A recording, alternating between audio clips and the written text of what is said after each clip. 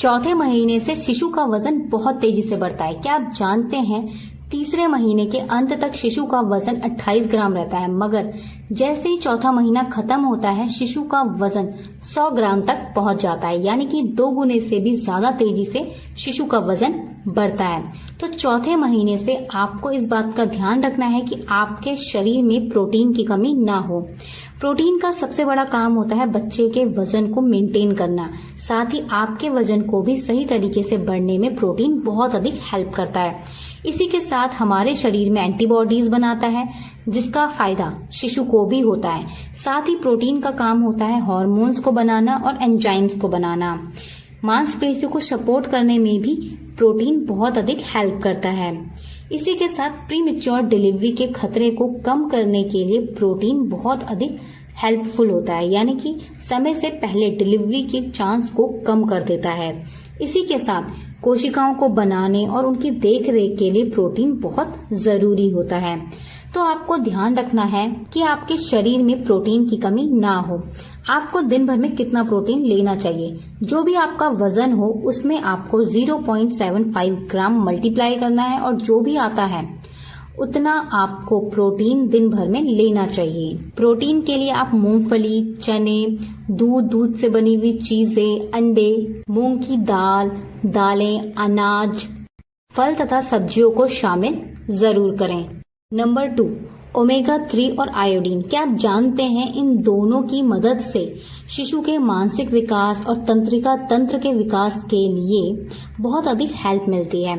तो गर्भावस्था में आपको ओमेगा 3 और आयोडीन से भरी हुई चीजें अपनी डाइट में शामिल जरूर करनी है।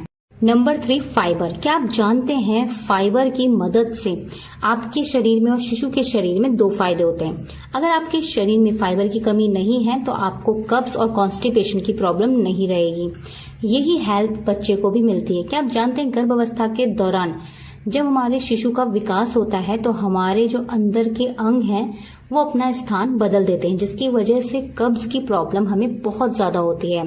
तो आपको अपनी डाइट में फाइबर जरूर शामिल करना है ताकि आपको कब्ज, कॉन्स्टिपेशन की प्रॉब्लम ना हो। साथ ही आपने बहुत बार देखा होगा लोग पानी पीते हैं और तुरंत वॉशरूम चले जाते हैं, यानी कि अगर वो जितना ज्यादा पानी पी रहे हैं उतना ज्यादा वॉशरूम जाते हैं, पानी उनके शरीर में रुक नहीं पाता है। तो ये तब होता है जब आपके शरीर में फाइबर की कमी होती है। इसीलिए आपको आपके शरीर में फाइबर की कमी नहीं होने देनी है।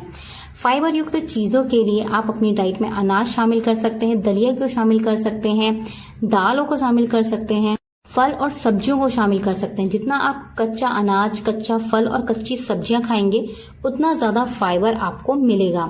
तो कोशिश कीजिए कि अपनी डाइट में फाइबर की कमी आपको नहीं होने देनी है। Number 4, folate. क्या आप जानते हैं गर्भावस्था के दौरान बच्चे के अंदर न्यूरल ट्यूब में दोष होने का खतरा होता है। अगर आपके शरीर में फॉलेट की कमी नहीं है तो शिशु को ये दोष होने का खतरा नहीं होता। इसलिए आपको ध्यान रखना होगा कि आपके शरीर में फॉलेट की कमी ना हो। Number 5, carbohydrate. क्या आप जानते हैं आपको अपनी डाइट में गुड कार्बोहाइड्रेट शामिल करने चाहिए। दिन भर में आपको 30 से 45 ग्राम कार्बोहाइड्रेट जरूर लेने चाहिए। ये आपके शरीर में एनर्जी पैदा करते हैं, जिसकी मदद से शिशु को भी एनर्जी मिलती है। नंबर 6, गर्भावस्था के दौरान आपको 200 कैलोरीज दिन भर में जरूर लेनी चाहिए। ये आपको और आपके घर में पल रहे शिशु को हेल्प करती हैं। Number 7, vitamins. क्या आप जानते हैं विटामिन्स की कमी अगर आपके शरीर में होगी तो आपका शरीर सही से काम नहीं करेगा। इसलिए आपको ध्यान रखना होगा कि आपकी डाइट में विटामिन्स की कमी ना हो। विटामिन्स की कमी के कारण हमारा शरीर सही से काम नहीं करता, जिसकी वजह से हमें थकान, चिड़चिड़ापन आदि रहता है। Number 8, calcium. क्या आप जानते हैं कैल्शियम बहुत ज्यादा जरूरी होता है हड्डियों के लिए, साथ ही मांसपेशियों के लिए।